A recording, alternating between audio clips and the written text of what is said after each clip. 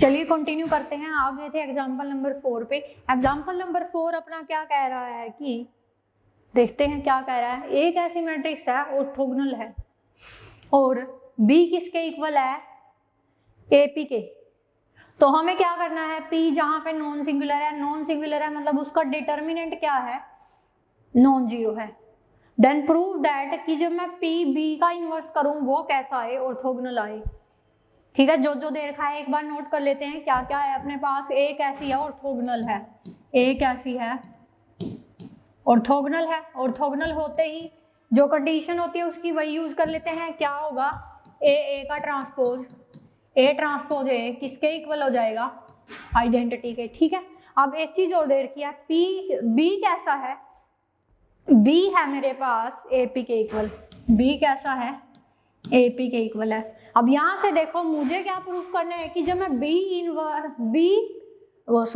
P B inverse करूं वो कैसा हो जाए, ऑर्थोगोनल। मतलब मेरे को क्या दिखाना है, पी बी इनवर्स को दिखाना है इज ऑर्थोगोनल, ये दिखाना है।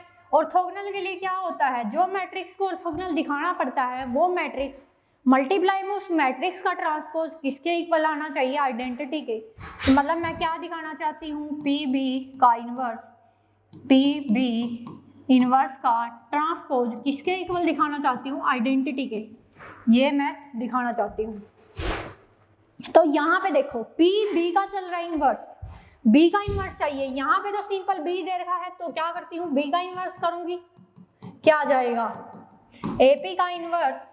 एपी का इनवर्स, इनवर्स भैया हमेशा रिवर्स ऑर्डर के अंदर ओपन होते हैं, तो रिवर्स में ओपन कर देंगे, क्या आ जाएगा, पी इनवर्स ए इनवर्स। ठीक है, बी की वैल्यू निकल गई, ए की वैल्यू निकल गई, ए के पास जो इंफॉर्मेशन थी। ठीक है, अब एक चीज देखिए, हमें क्या करना है, पी बी इनवर्स का ट्रांसपोज लेना है। तो जो चाहिए वही सपोज कर लेते हैं लेफ्ट साइड में। क्या करेंगे, पी बी इनवर्स और पी बी इनवर्स का कर देते हैं ट्रांसपोज। अब ट्रांसपोज भैया भी रिवर्स ऑर्डर के अंदर ओपन होते हैं तो क्या करेंगे, रिवर्स में ओपन कर लेंगे, क्या आ जाएगा, पी बी इनवर्स का ट्रांसपोज फिर पी का ट्रांसपोज। क्लियर है। अभी मेरे को क्या करना है, बी की वैल्यू का यूज करना है। बी की वैल्यू क्या है, पी इनवर्स ए इनवर्स, तो उसको यूज कर लेते हैं हम। क्या आ जाएगी, बी की जगह पे क्या रख दूंगी, पी बी इनवर्स की जगह पे पी इनवर्स ए इनवर्स, फिर बी इनवर्स की जगह पे पी इनवर्स ए इनवर्स का ट्रांसपोज, फिर चल रहा है पी का ट्रांसपोज। अब क्या होगा, इसको लिख देते हैं, ये है पी इनवर्स ए इनवर्स। अब ट्रांसपोज भैया अगेन रिवर्स ऑर्डर में ओपन हो गए, मतलब पहले क्या आएगा, ए इनवर्स का ट्रांसपोज, ए इनवर्स का ट्रांसपोज, फिर आएगा पी इनवर्स का ट्रांसपोज, पी का ट्रांसपोज। क्लियर है। अब यहां से देखो पी मैट्रिक्स है, उसका इनवर्स चल रहा है। कोई मैट्रिक्स की मल्टीप्लाई उसके इनवर्स के साथ हमेशा क्या आती है, आइडेंटिटी आती है। क्या आ जाएगा, आइडेंटिटी। इन दोनों ने क्या बना दिया, आइडेंटिटी बना दिया। अब ए का इनवर्स चल रहा है, फिर ए इनवर्स का चल रहा है ट्रांसपोज, है ना। ये तो आइडेंटिटी बना नहीं पाएगा, तो मैं क्या यूज करती हूँ, मुझे पता है क्या होता है। देखो यहां से क्या है, ए का ट्रांसपोज जो है आइडेंटिटी बना रहा है। यहाँ पे भी दो मैट्रिक्स हैं, मल्टीप्लाई करके क्या कर रही हैं, आइडेंटिटी दे रही है। मतलब क्या समझी मैं, दोनों मैट्रिक्स कैसी हैं, एक दूसरे का इनवर्स है। तो यहाँ से मैं क्या बोल दूंगी, ए का इनवर्स कौन है, ए का ट्रांसपोज। जहां पे ए का इनवर्स है वहां पे मैं ए का ट्रांसपोज रख सकती हूँ, मुझे कोई दिक्कत नहीं है। ठीक है जी। तो हम क्या करते हैं, देखो यहाँ पे ये सही चल रहा है।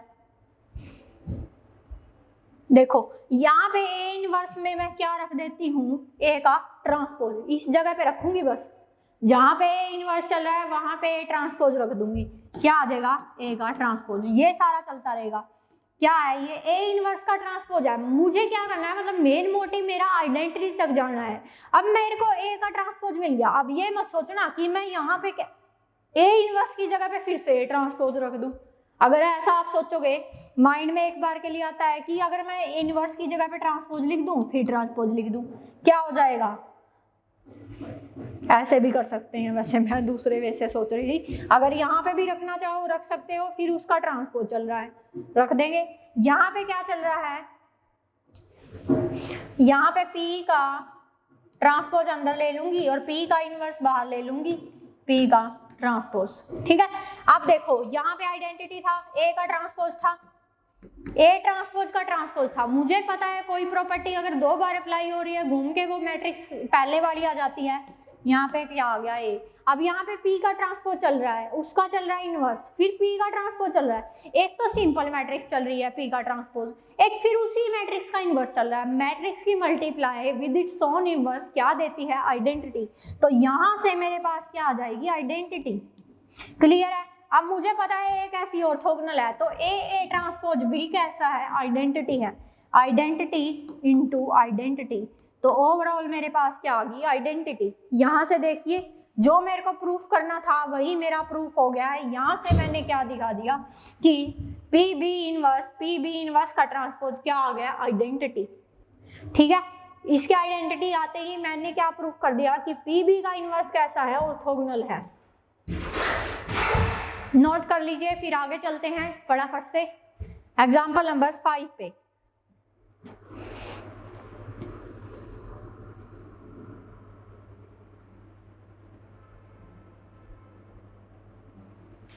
चलते हैं नेक्स्ट पे। नेक्स्ट कह रहा है एग्जाम्पल नंबर 5, रुकिए इसको रखते हैं यहाँ पे।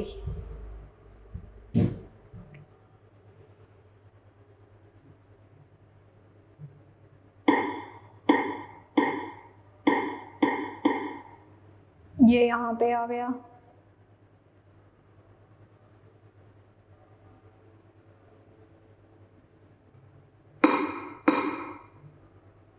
अब ये फिर पीछे भाग गया 1। ठीक है जी, अब हो गया है सही। अब ये सही हुआ, ये नहीं हुआ, चलो समझ लेंगे ऐसे ही। हम प्ले कर देते हैं करंट पेज। चलिए, ए मैट्रिक्स दे रखी है मुझे, क्या है? ABCD है, उसको ऑर्थोगोनल दिखाना है। If and only if they रखा है, कब होगा ऐसा? क्या हुआ तुझे?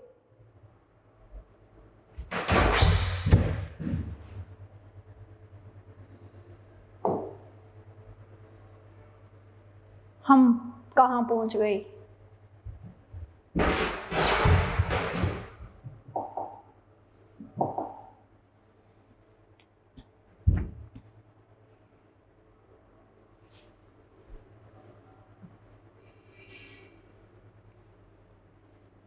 एग्जाम्पल नंबर 5 चलते हैं।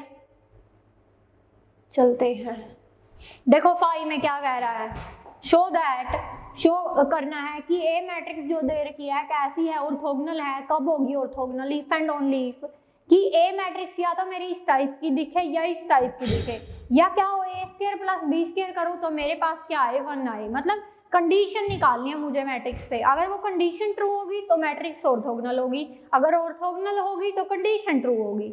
इफ एंड ओनली इफ जहाँ भी आ जाएगा सेम चीज होगी कि दोनों चीजें क्या हो रही है? एक साथ हो रही है। तो मैं क्या करती हूँ? मैं सिंपली ए मैट्रिक्स ले लेती हूँ, उसको ऑर्थोगोनल लेट कर लेती हूँ। जैसे ए मैंने क्या ले ली? ABCD, और कैसी ले ली? इज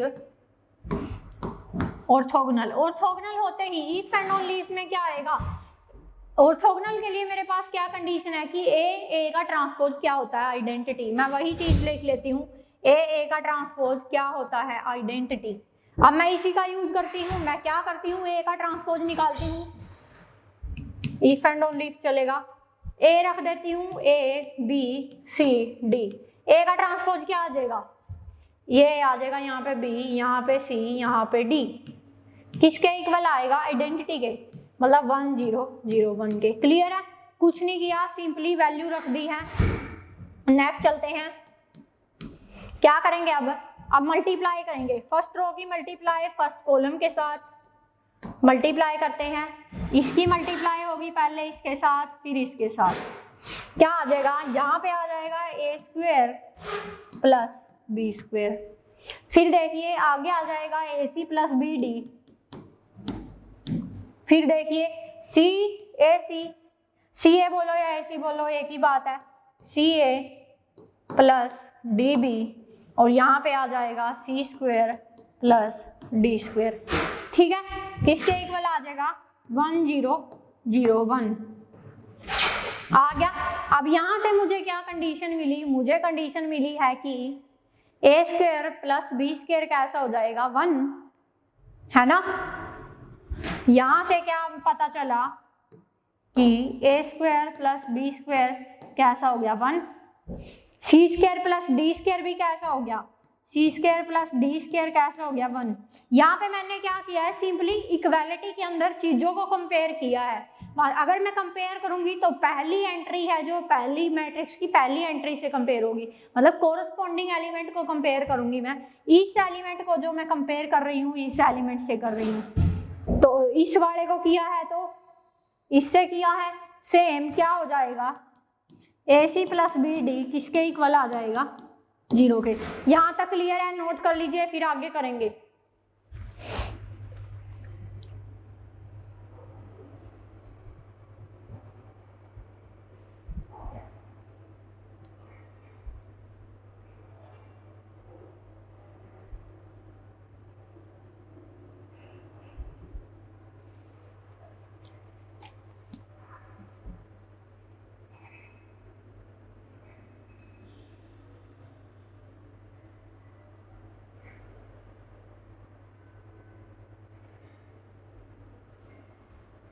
तो देखिए क्या हिंट मिल रही है मुझे, यहां से क्या आ गया, ए सी प्लस बी डी।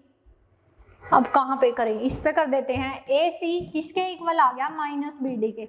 मतलब मैं क्या कर रही हूँ, मेरे पास केस बन रहे हैं, या तो मैं ए को क्या ले लूँ, माइनस डी ले लूँ और सी को बी ले लूँ, या क्या करूँ, ए को डी ले लेती हूँ और सी को क्या लेती हूँ, माइनस बी। ठीक है, मतलब यहाँ से देखो एक कंडीशन तो ये फाइंड करनी थी कि ए स्क्वायर प्लस बी स्क्वायर कैसा हो गया 1, ऐसा आ चुका है मेरे पास।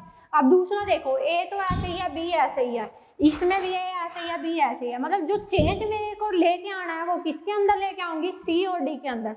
मैं जो चेंज फाइंड करना चाह रही हूँ सी और डी के अंदर फाइंड करना चाह रही हूँ। तो देखते हैं, मतलब सी की वैल्यू क्या आ गई, यहाँ से देखिए सी की वैल्यू एक मैट्रिक्स के अंदर आ गई माइनस बी, डी की वैल्यू आ गई माइनस ए।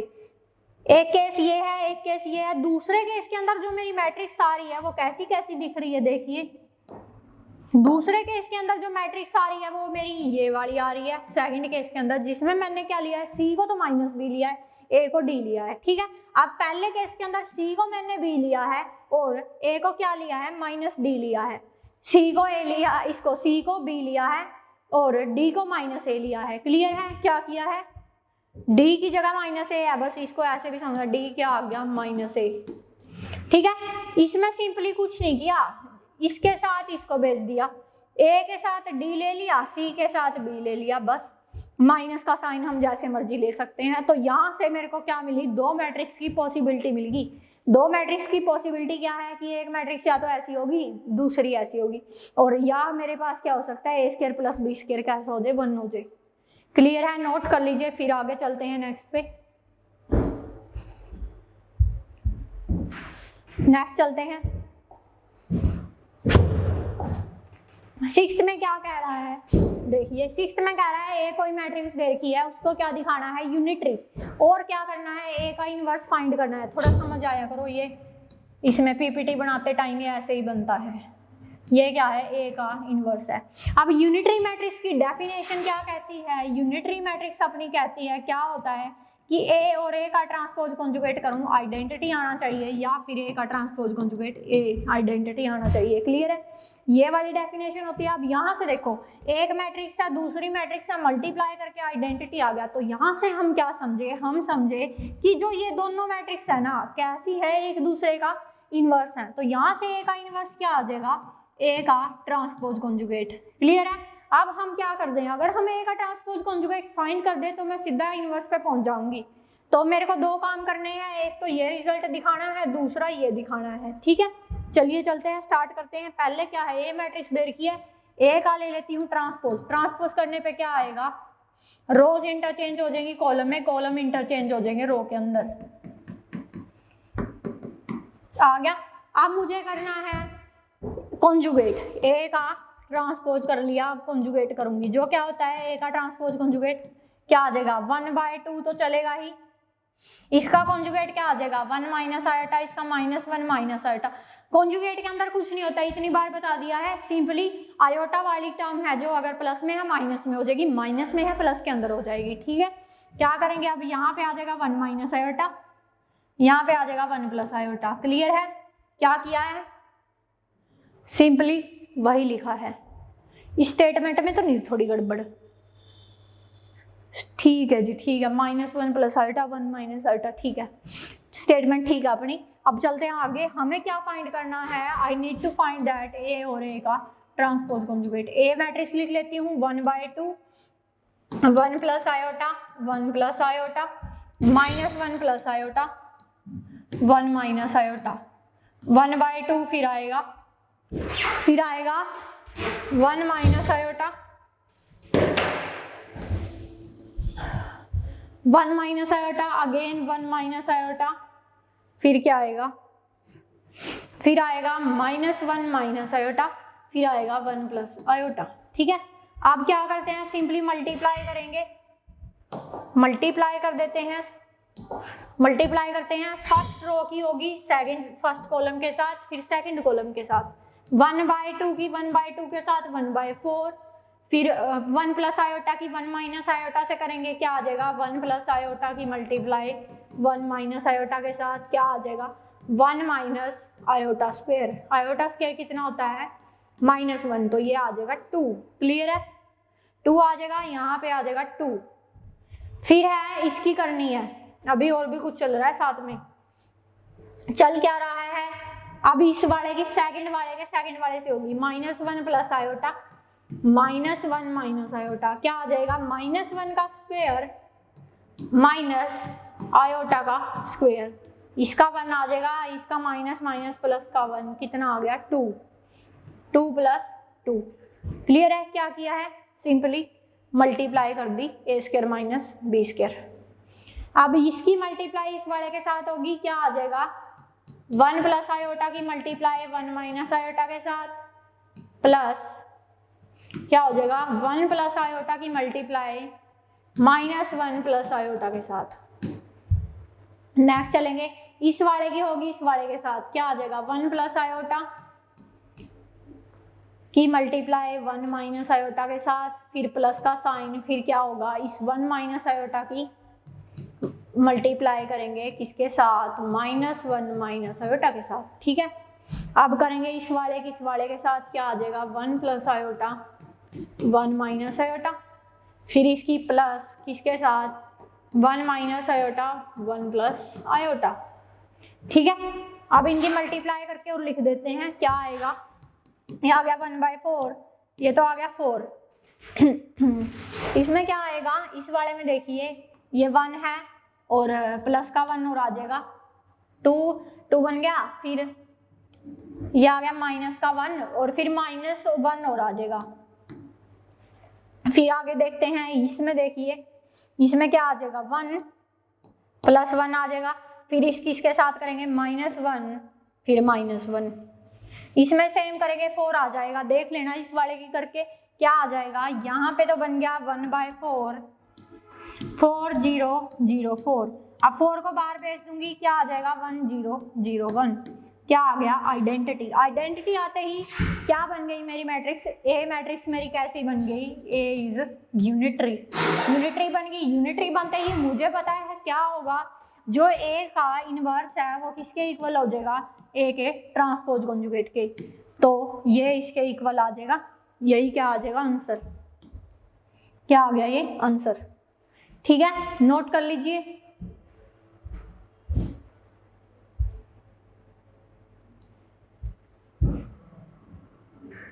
ठीक है, आज यहीं तक करेंगे, मिलते हैं नेक्स्ट वीडियो में। Thanks for watching.